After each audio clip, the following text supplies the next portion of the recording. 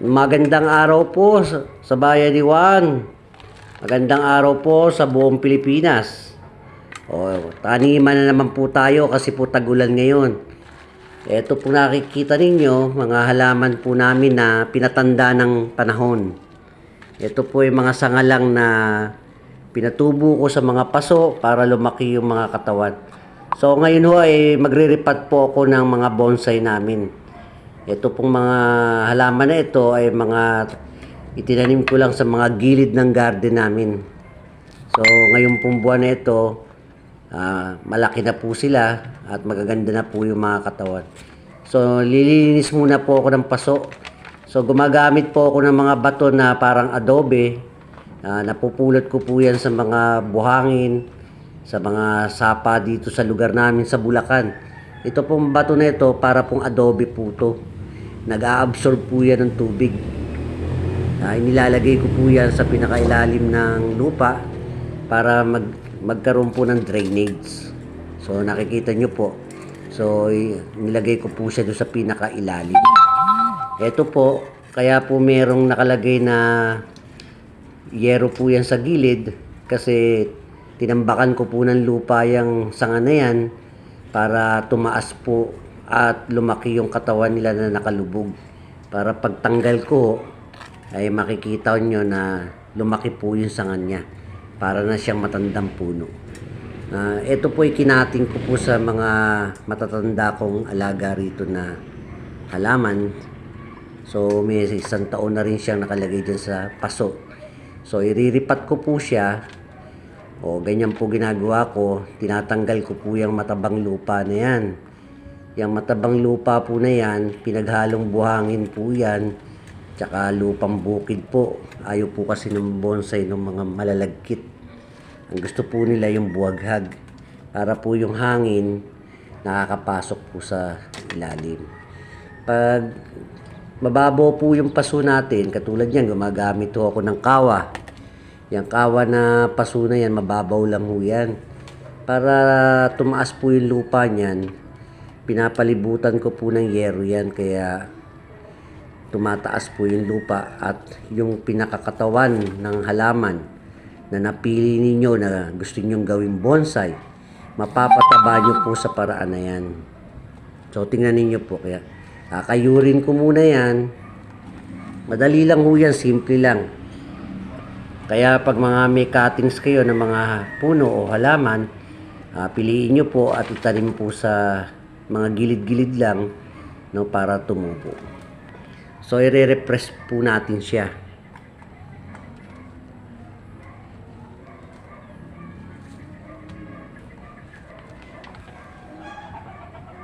Kakabkabin ko po yung lupa unti-unti.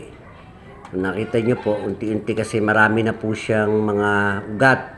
Yung mga ugat po na yan, hindi na po kailangan yan yung mga nasa taas. Huwag po kayo matatakot magripat ng puno. Mas maganda hong gawin yan sa mga hapon, lalo na yung medyo maulan-ulan. Kung hindi naman umuulan at magre-repat kayo, doon po sa lilim. Kasi para yung puno, hindi po ma-stress yung mga ugat nila. So, yung mga ugat po niyan, yung iba po na maiitim na ugat, pinuputol ko po yan para tubuan siya ng bago. Ayan, kakabkabin ko po yung lupa. Kung mapapansin nyo po, kinakamay ko po yan. Kasi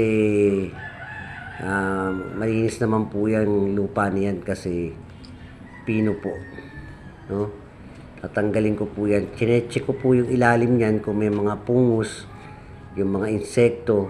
So yan ho, wala hong insekto. Malalaman nyo po may pungus yan, may kulay puti sa ilalim ng mga ugat. So pag ganyan po, so mataba po yung lupa kaya at walang insekto. Iriripat ko po yan. Nakikita nyo po yung isang kawa. Naka-ready na po yan. Tapos may mga bato po na durug-durug po na mga parang adobe po yan. Nag-a-absorb po ng tubig yan.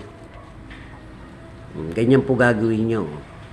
Huwag po kayong matatakot na tanggalan ng lupa yung ugat. No? Sa una po, medyo manghihina po yung halaman. Kaya kailangan hindi po siya maarawan ng todo kinabukasan.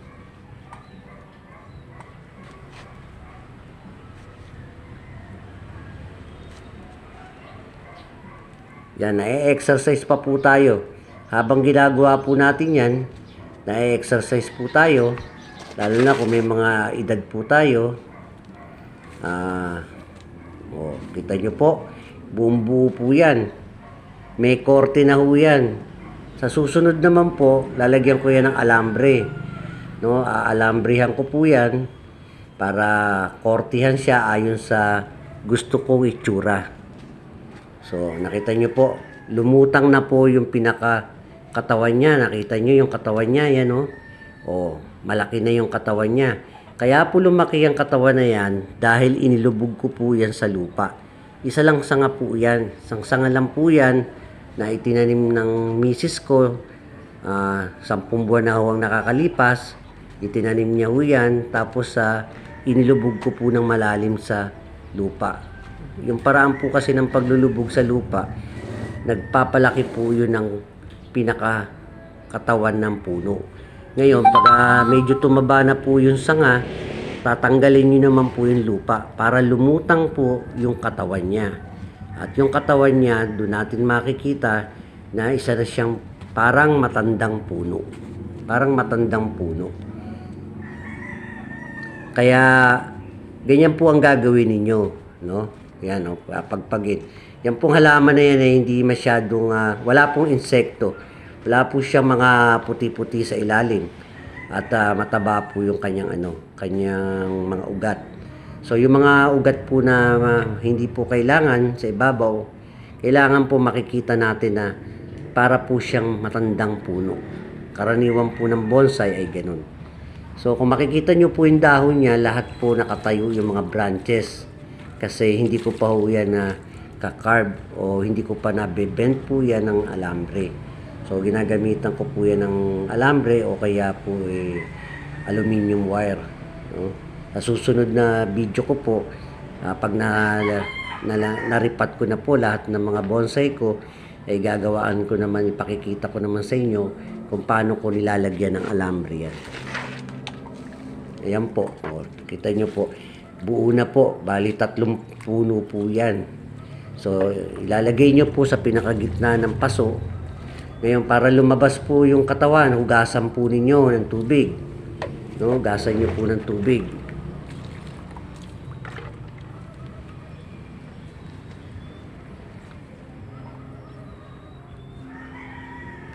Yan po. Kumuha lang po ako ng tubig. Yan, hugasan po natin. Hugasan po natin yung pinakapuno para yung putik o yung lupa humiwalay sa katawan. Ayan po. Okay lang po siya mababad sa tubig. Ayan. Lalo na pag mainit ang panahon. Sa ngayon po ay maulan po dito sa amin. Kaya masarap mag-ayos ng mga halaman kasi hindi po siya masyadong mainit. No, hindi po masyadong mainit. Yan pong mga branches niya, kung papansinin po natin, puro po nakatayo, nakasunod po sa araw. Pero yan pong puno na yan ay naibebend. Kasi po may kalambutan po yan sa ganyan, kaya ingat po kayo pag ibebend nyo po yung mga sanga niyan. No, may kalambutan po pero napakaganda ho sa mata. Kailangan po may kakarb, may bebend po natin ayon sa gusto po natin. Tayo po magde-decide kung anong gusto natin, ano ang masaya sa mata natin, sa ating pakiramdam, yun po ang gawin natin. Alalahanin nyo po, ang halaman po, parang tao din po yan, kinakausap po yan. Kinakausap sa umaga, no? Minamahal sila para gumanda po sila. So nakapagbibigay po ng pre-stress po sa ating buhay yan, nakakapagpahaba ng buhay sa atin. No, yan po ang kagandahan ng mga halaman. At pangalawa, kung magaganda po yung mga nagagawa natin na ganyan, na ima-market pa po natin yan, no? Yan katulad po nitong mga tanim ko. Yan po ay mga pinunla lang naming mag-asawa sa tabi-tabi ng bakura namin. At hinayaan lang namin na tumubo. Pagkalipas po ng ilang buwan at napansin na namin na yan po ay pwede na at magulang na, inaayos na po namin yan. Nire-repat po namin yan. So, yung pagre-repat po sa bonsai ay ginagawa po talaga yan. Kasi para ma-press po yung pinakailalim ng mga ugat ng mga anumang bonsai. So, kailangan lang po iingatan natin. Ang bonsai po, napapaliit po ang mga dahon yan sa pamamagitan po ng taas ng paso. Kailangan po hindi masyadong malalim yung paso natin at halos kakaunti lang ang lupa. Pero ito pong bonsai ko medyo marami pong lupa to. Okay na po sa akin yan. Masaya na po ako dyan, no? Na i-share ko lang po sa inyo para kung may mga tanim po kayo, hindi na po kayo bibili. Ganyan lang po gagawin nyo. Kung katulad yan, yung mga sanga po na yan, kakatingin nyo lang po yan. Then itatanim nyo po, ipupulanin nyo, hayaan nyo lang po yan na tumubo. And then, ang purpose po ng pagpupunla na yun ay hindi po siya para palakihin. Kailangan po na tumaba yung pinakapuno sa baba. Yun po yung importante. So, mas konti po yung dahon, mas maganda po yan sa bonsai. Mas malaki ang katawan, o konti po ang dahon, maganda po yung tingnan. Ganyan po yung pag-uuri ng isang bonsai. So, yan po ay isa sa mga libangan naming dito, libangan naming mag-asawa. So, natutuwa din yung mga apo ko pag nakikita yan. So, bago mag-December, lahat ng mga puno na yan ay na-repack ko na. So, tingnan nyo po, mamaya po, malilinis ko po ng maayos yan. Kulay dark po yung sanga niyan. So, mag-iba po yung kulay niyan mamaya. Ganyan po. Huwag po kayo matakot na tubigan. Kung spray hose po ang ginagamit ninyo, mas maganda. No? Kasi tuloy-tuloy po. Pero, unti-untian lang natin. Kasi para hindi naman malunod din yung halaman. No? Yung kung nakikita nyo mga tubig na yan, kusa po yan madidrain. No? Ayan po, tingnan nyo. Ayun, napalutang ko na po. Lutang na yung pinakapuno niya. Yun po yung importante. So, lutang na yung pinakapuno niya. Ngayon, sa sentro ko po yan.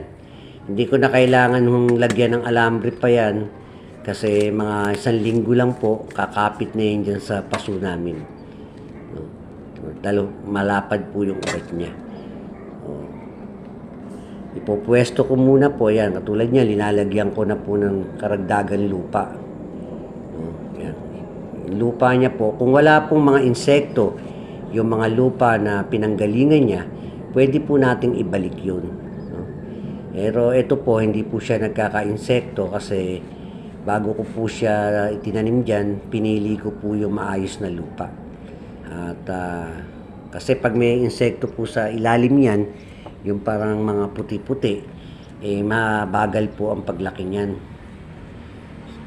Tsaka kailangan po may drainage. Yung paso po, kung nakita nyo po kanina sa umpisa ng video na ito, meron po ako nilagay na mga bato sa ilalim. Yun po yung pinaka-drainage niya. Tapos yung bato po na yan, nag-a-absorb po ng tubig yan. Kapag diniligan nyo po yung halaman na yan, kahit wala na po kayo nakikitang tubig sa ibabaw, may tubig pa rin siya sa ilalim. Kasi yung mga bato po na parang adobe na yun na magagaang lang po yun. Para po yung foam, sumisipsip po yun ng tubig. So, kaya sa tag-init, pag diniligan nyo po sa umaga yan, kahit di nyo po diligay yan sa maghapon, basa pa rin po ang ilalim niyan. Subok ko na po yan. Kaya yung mga bato na yan, ang inilalagay ko dyan sa ilalim ng mga ugat ng bonsai. Pag kinapitan po yan ng ugat, yayakapin po niya yung mga bato na yan, kahit po mainit, hindi nyo po nadiligan yung halaman, may tubig pa rin po yan sa ilalim. Huwag lamang pong masyadong matagal na hindi nadidiligan, lalo na pag tag-init. Kasi siyempre, manghihina din po yung mga halaman. So ano lang po yun, prevention lang po para mapanatili po na may moisture po sa ilalim at yung hangin po ay nakakapasok sa loob. Kailangan po ng oxygen. So pag ang ginamit po natin na lupa ay yung mga clay. masyado pong stressful yung mga ugat na maliliit. Kasi po, malagkit po yung putik eh. So, yung putik ko, masyadong malagkit yan. Kaya kailangan may halong mga buhangin, no? At may mga bato na nag-a-absorb ng tubig para masaya yung ating mga alagang bonsai. Yan po. Nakita nyo. May korte na po yan. Ang susunod naman pong kokortehan ko niyan, yung mga sanga. Nilagyan ko po ng mga, yan po mga bato na yan. Pinulot ko lang po yan dito sa aking garage. Kasi ito pong garage ko, mga tinambak po ito ng mga pinagbiakang marmol. So, yan po mga bato po na yan, no? Maputi kapag nauulanan. So, tinambakan ko po para maging maganda yung ibabaw. And then, palulutangin ko po yung pinakasanga. Yung pinakakatawan niya, yan, yung pinakakatawan. Ito nyo po. Tapos, dinagdagan ko po ng ibang mga bato. Importante po yun, yung bato na yun, na parang foam o tinawag ko po dyan mga adobe na magagaang. Kasi po yan, nag-a-absorb po ng tubig yan. Yung mga puti po na yun, hindi po yung nag-a-absorb ng tubig. So, ang purpose lang po ng mga bato na yun na inilagay ko, yung mga pinagbiyakan ng mga marmol, ay para po bumigat yung lupa at masiksik ng konti. No? Pag na-stable na po yan at okay na po, matigas na po siya, papalitan ko naman po ng ibang kulay na bato yan. Yung pong maging maganda para sa paningin. Ganyan po ang pag-riripat ng mga punlang bonsai. Kahit po nakaripat na po yan, iniriripat pa rin po yung bonsai. Ang purpose po kasi ng pagriripat ay para ma-press po at magkaroon po ng bagong mga ugat yung ilalim ng mga puno. Yun po ang kadahilanan. Lalo na po yung mga bonsai na maninipis po ang paso na mga 1 inches lang ang taas. Maninipis po yan. So, masyado pong sensitive yung mga yan. So, ito naman pong sa akin, hindi naman po masyadong sensitive, pero matagal din siyang alagaan, no? Yung pong pinakananay niyang puno na yan, ay umabot na po ng 20 taon. Ng 20 taon na po ang edad. Yan naman po, 10 buwan lang po ang edad niyan. Pero kung titingnan nyo po, pumapatak na po siya sa 10 taon. Yung itsura po niya, no? Mukhang 10 taon na po siya. Pero 10 buwan lang po yan. Isang sanga lang po yan, no? Sanga lang po yan na galing sa pinag-cuttings ng mother plant. Ayan po. Ang susunod ko naman pong gagawin dyan, babrasin ko po yan. Makikita nyo po, babrasin natin.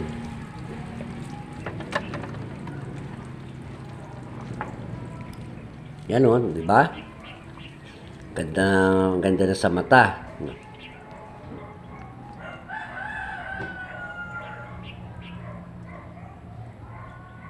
Kumuha lang po ako ng gamit.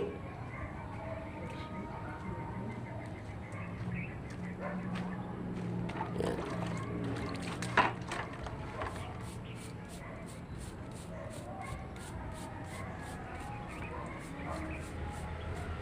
Yan, yung pinakakatawan po na yan, kailangan po malilinis po. Nag-iiba po ang kulay niyan. Kuha lang po ako ng brush at ipakikita ko sa inyo kung paano ko babrasin po yan.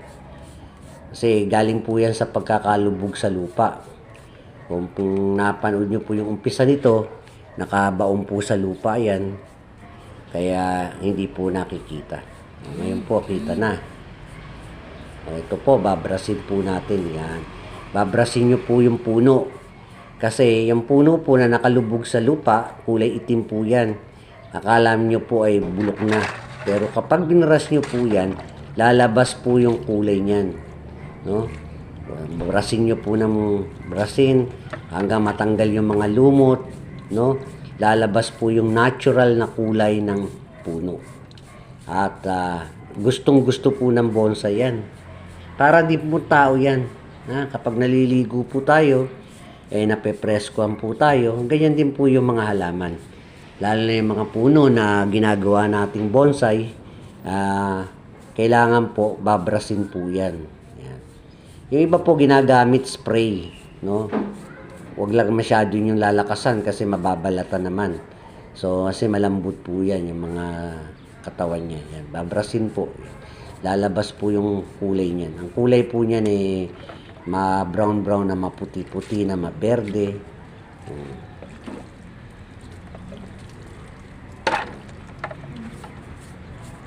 Lahat po ng puno kapag niriripat po natin, lalo na kung puputulan po natin ng mga ugat, nagkakaroon po ng stress yan.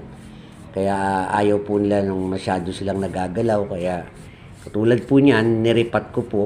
Hindi ko po yan gagalawin within 1 week. Nakaganyan muna po siya. Pag stable na po siya at nakita ko pong hindi masyadong nagbago yung kanyang itsura, no?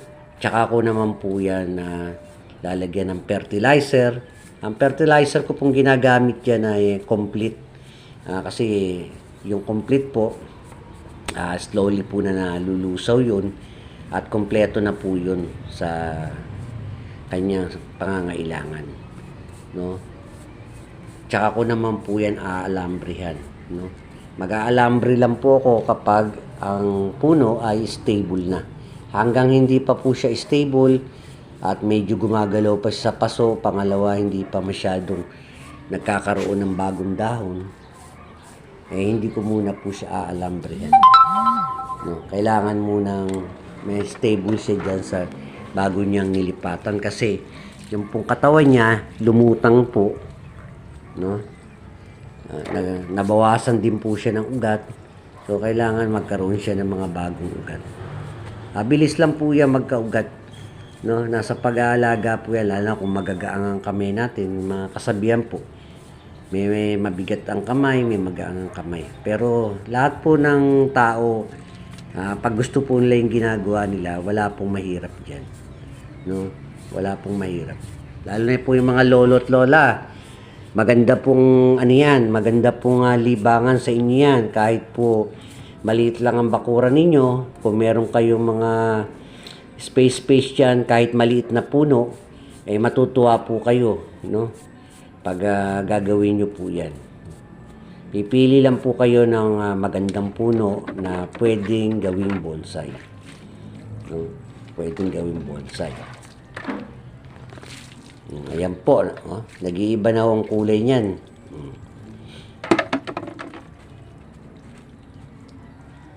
Alalay lang po yung ginagawa kong pagbabrush. Kasi po, pagka nabrush po ninyo yan at naarawan, medyo po kakapal uli yung balat niyan. Ngayon, pwede po nating brushin uli yan, no? Hanggang luminaw po ng luminaw yung kanyang katawan.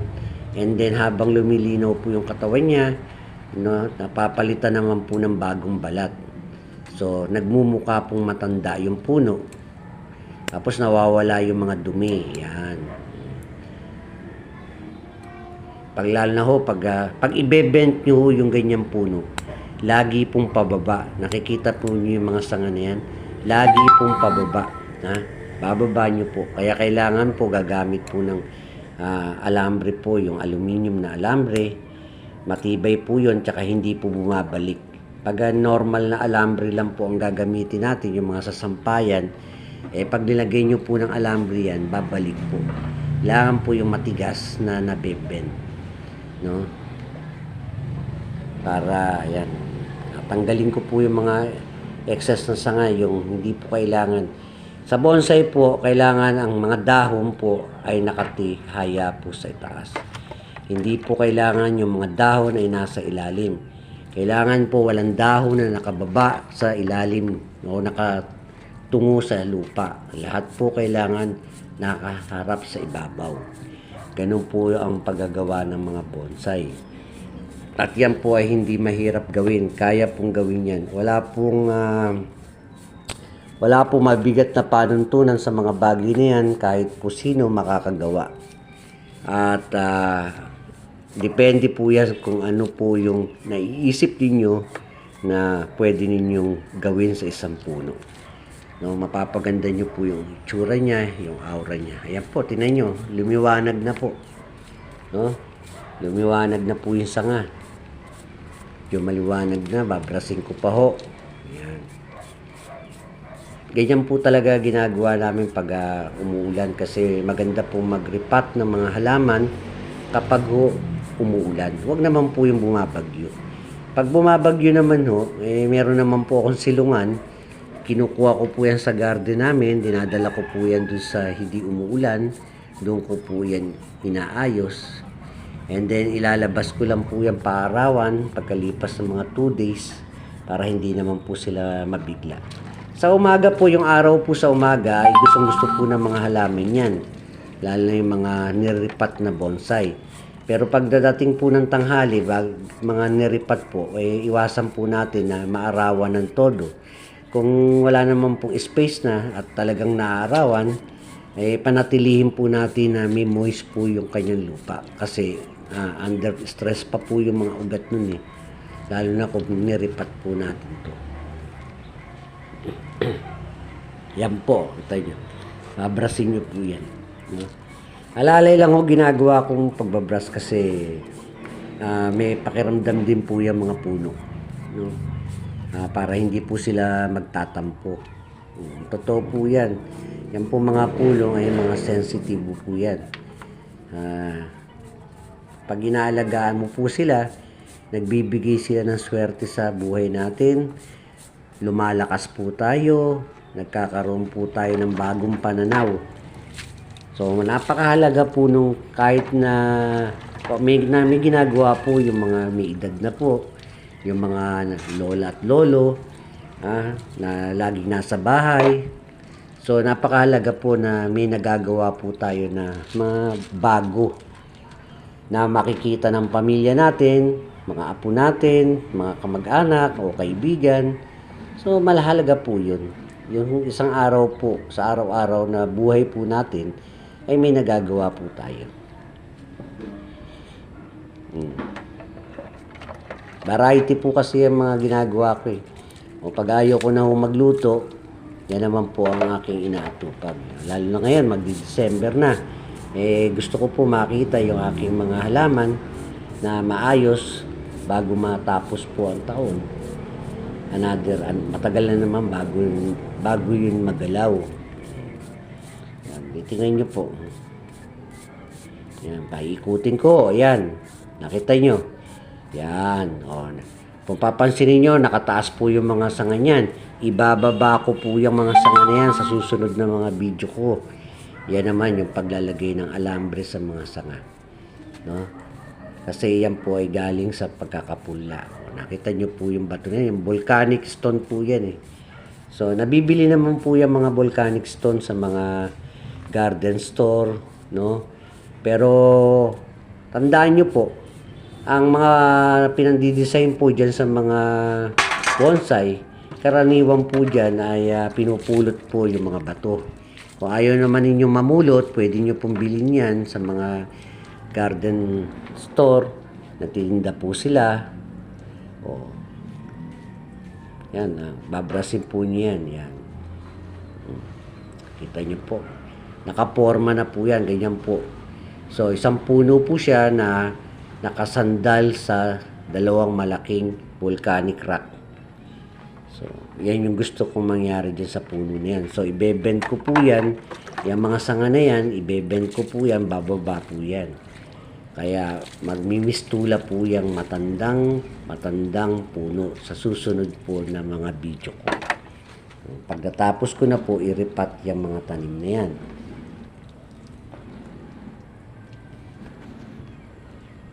Hugasan po nating mabuti. No? Pwede po tayo maghugas ng paulit-ulit, no? Pero bibigay nyo lang po ng araw para hindi po masyadong nagagalaw. Ayaw po kasi niyang bonsai magdiripat po siya ng nagagalaw. Kailangan po naka-steady po siya.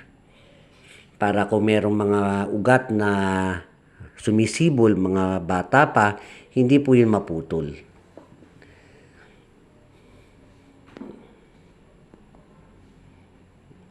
Ayan po. Nakita nyo po, paikutin ko po. Kayo na po mag-imagine kung ano po ang magandang korte pa dyan.